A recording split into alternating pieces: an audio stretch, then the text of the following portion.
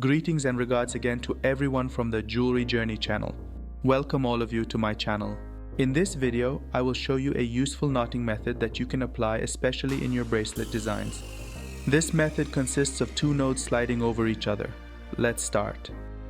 First of all, we start by cutting our rope according to our wrist size. I cut it to be about 35 centimeters here. Please take your wrist size. In addition, if you are going to add accessories such as beads, calculate your rope length by leaving additional allowance accordingly. Then cut according to your calculation.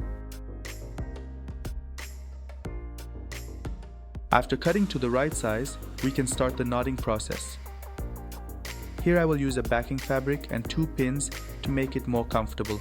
You don't have to use it if you don't want to. I took my support. By joining the ends of the rope I center the rope so that it is about 12 to 15 centimeters. Then I fix my rope using the pins.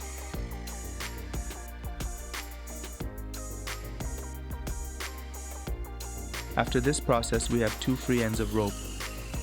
We form a loop by passing the left end of the rope through the back of the needle and form a knot by passing the end of the rope through the loop. Thus, we have completed our first knot. In the same way, I repeat the same process for the end of the rope on the right. I form a loop by passing the end of the rope through the back of the needle and form the second knot by passing the end of the rope through this loop. In this case, we get two knots like the ring.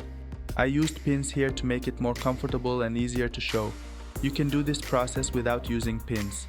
I continue my process by bringing the ring knots closer. I remove the needle and bring the rings closer together.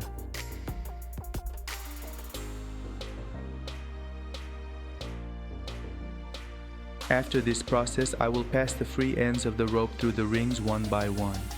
First, I pass the end of the rope on the left through the other ring and pull the end of the other rope to form the knot. We do the same with the end of the rope on the right. I pass the end of the rope on the right through the loop on the left and tighten the loop.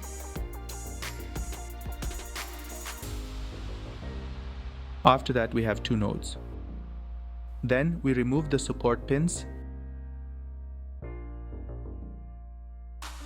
Thus, we have created two knots that slide over each other.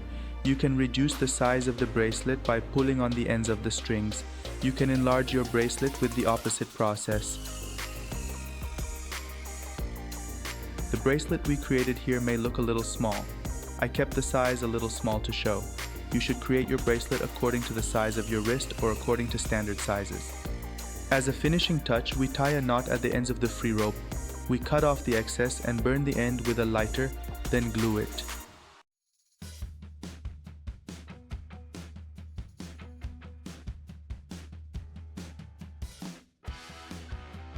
We do the same with the other free end. We cut off the excess and burn the end with a lighter, then glue it.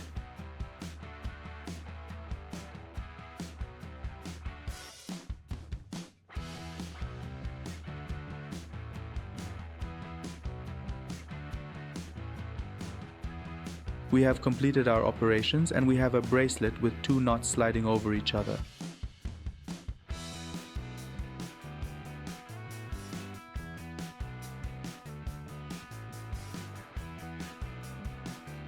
That's all I will show in this video. I hope it has been a useful content for you.